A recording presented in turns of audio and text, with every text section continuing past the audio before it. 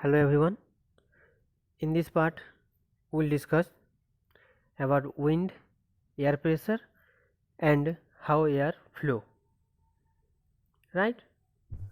So first, देखो हमें जानना है what is wind. Wind is moving air, or in simple way we can say wind is the flowing air. Now देखो air मान लो कहीं पे वैसे ही है तो वो एयर है। जब ये एयर ना एक जगह से दूसरी जगह को मूव करेगा उसे हम बोलते हैं wind. So look at this, when the air moves in a flow in a particular direction it is called wind. Means obviously अगर ये मूव कर रहा है तो किसी एक पर्टिकुलर डायरेक्शन में मूव करेगा, ठीक है। And this moving air is known as wind. Now here one thing I would like to say that when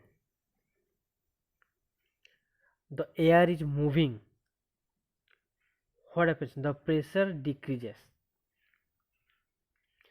Remember the point, when the air is moving the pressure decreases.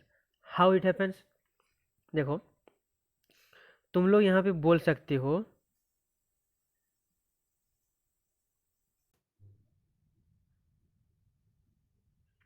क्या कि जब हवा जितना जोर से मूव करेगा ना pressure उतना कम होगा। वो कैसे? जबकि अगर मान लो हवा मूव नहीं कर रहा है तो वो कुछ इफेक्ट नहीं करता। हवा जितना ज़्यादा स्पीडली मूव करता है वो उतने सारे चीज़ों को उड़ा के ले जाता है। तब तो प्रेशर उसमें ज़्यादा होना चाहिए। मतलब कब? जब हवा जोर से मूव कर रहा है, जितना स्पीडली मूव कर रहा है। लेकिन ऐसा नहीं है। क्यों नहीं है?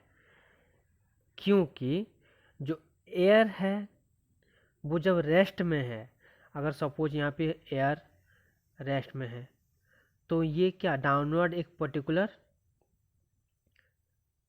फोर्स अप्लाई करेगा, एक डाउनवर्ड फोर्स अप्लाई करेगा। लेकिन जब वो मूव कर रहा है क्या होगा? होगा क्या? वो पार्टिकल्स जो एयर पार्टिकल है बहुत रैंडमली इधर उधर घूम रहे हैं तो वहाँ पे प्रेशर कम होगा। So the point is, remember, देखो याद करना ना बहुत इजी है ना, रट्टा मार लेना एक लाइन को इजी है। लेकिन कॉन्सेप्ट अगर क्लियर नहीं होगे तो क्या करोगे? राइट? तो हमें क्या कॉन्सेप्ट क्लियर होना है। सो हाई स्पीड लो प्रेशर, ठीक है, and low speed high pressure. So speed जितना ज़्यादा होगा प्रेशर उतना लो होगा। अगर स्पीड कम है तो प्रेशर हाई होगा। Remember this thing. हाँ, next, air exact pressure. How? देखो, when a tin with hot water when cooled down with fresh water distorts its shape। Means एक टीन का एक कैन है, यहाँ पे इसमें क्या है? हॉट वाटर है। जब इसको हम इसमें कोल्ड वाटर डाल के उसको कूल करेंगे तो क्या होगा? उसका शेप जो है देखो कैसे हो रहा है। और ये ऐसा क्यों होता है? Due to what? Decrease in pressure और ड्यू टू एयर प्रेशर। ऐसा क्यों?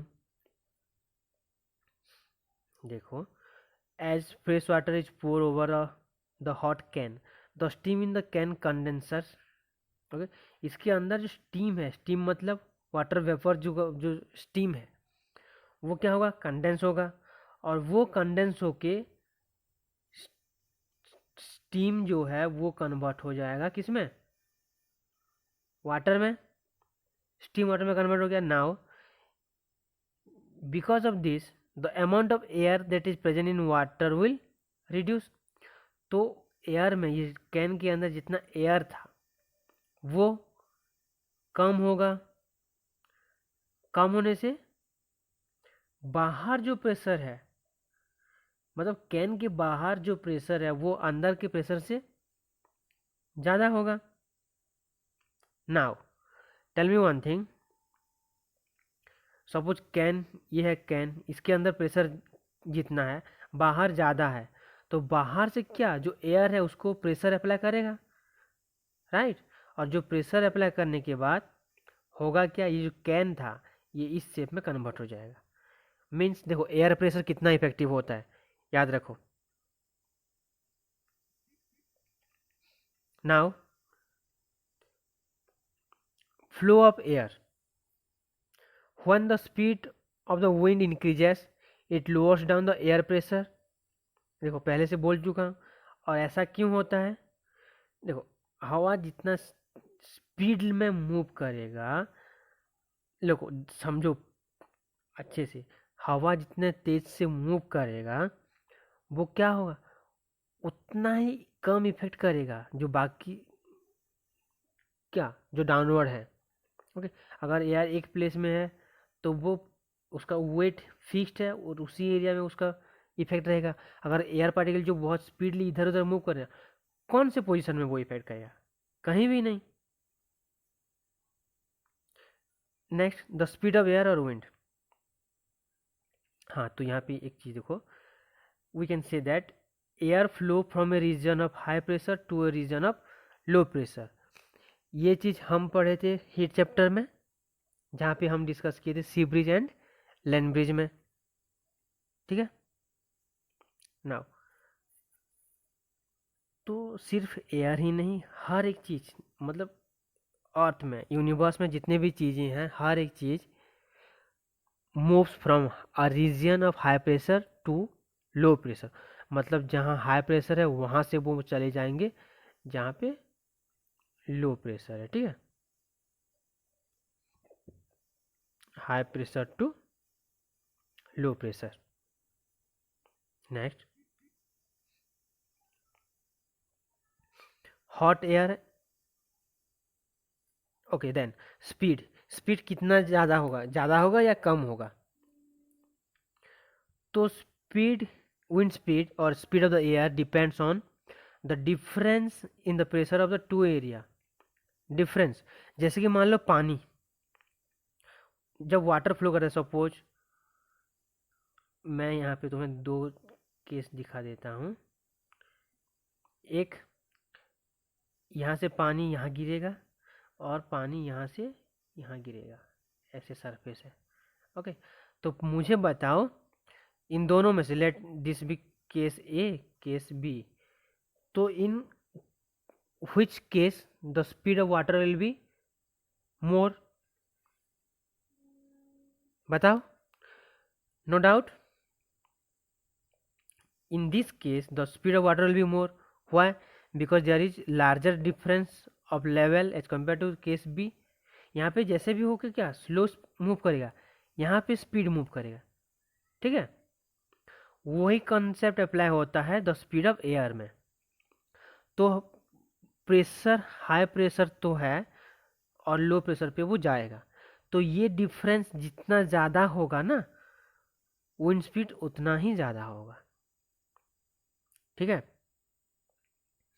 Now hot air and cold air. When the air is heated it expands। expands means कैसे होगा, expand कैसे करेंगे, देखो नॉर्मली एयर पार्टिकल सपोज इतने डिस्टेंस में है, so when the particle will be heated then what the space they will be what far away from each other, है ना। जब नॉर्मल था इतने क्लोज थे, जब उनको हीट करेंगे तो इतना दूर दूर होंगे। तो देखो पहले इतना स्पेस में थे, अब इतने स्पेस में है, तो एक्सपांड किए कि नहीं। As a result it occupy more space, ज़्यादा स्पेस ऑक्यूपाई करेंगे and becomes lighter in wait.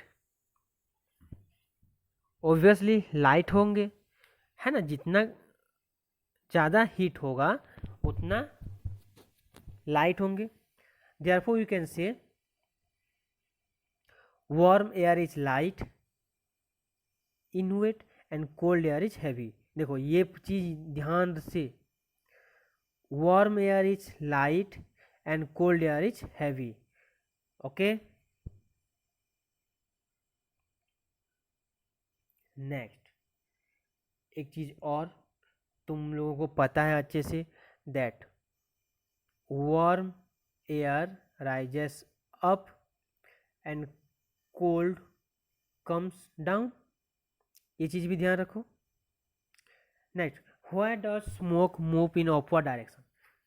Smoke means जहाँ भी कोई भी चीज़ें जल रहा है या फिर धुआं वगैरह, वो सब क्या ऊपर ही उड़ती हैं, है ना। मान लो ज़मीन पे कोई चीज़ जल रहा है, वहाँ से धुआं प्रोड्यूस हुआ, वो कहाँ जाएगा, ऊपर उठेगा, राइट। स्मोक ऊपर ही उड़ता है। कभी देख अगर हवा चल रहा है ना, तब थोड़ा बहुत इधर उधर होगा, नहीं तो वो ऊपर ही उठेगा। Is it clear? Next, hot air is lighter hence it moves in upper direction.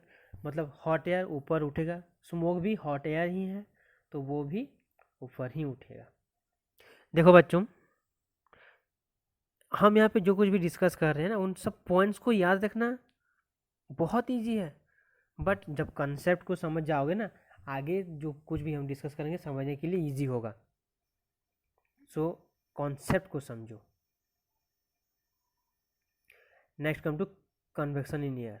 Convection के बारे में हम हीट चैप्टर में पढ़े थे, द मूवमेंट ऑफ गैस और लिक्विड पार्टिकल और the mode of transfer of heat from one place to another place in gases is convection.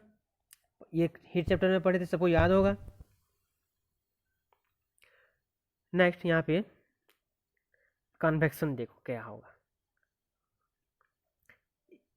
Convection में सबसे पहले एक पर्टिकुलर एरिया में जो एयर है वो गर्म होगा, और जो एयर गर्म है वो ऊपर उठेगा। ऊपर उठने के बाद क्या होगा, वो धीरे धीरे फिर से कोल्ड हो जाएगा, कोल्ड होगा। और हमें पता है कोल्ड एयर नीचे आता है, तो ये है वो क्या, कन्वेक्शन इन एयर। यही चीज हम पढ़े थे कहाँ पे, सी ब्रिज लैंड ब्रिज में।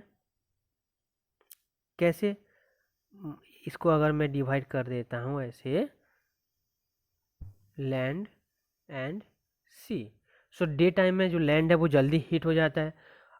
अगर लैंड हीट हुआ तो वहाँ पे जो एयर है ना वो भी हीट होगा, और हीट होने के बाद एयर चला जाएगा ऊपर। तो ये जो एयर ऊपर जा रहा है उसका स्पेस खाली है, उसका स्पेस को फिलअप करने के लिए क्या, सी के ऊपर जो एयर है वो आता है, राइट। राइट, क्यों, क्योंकि सी के ऊपर जो एयर है ना वो कंपेरेटिवली कोल्ड है, लैंड के ऊपर जो एयर है वो वार्म है।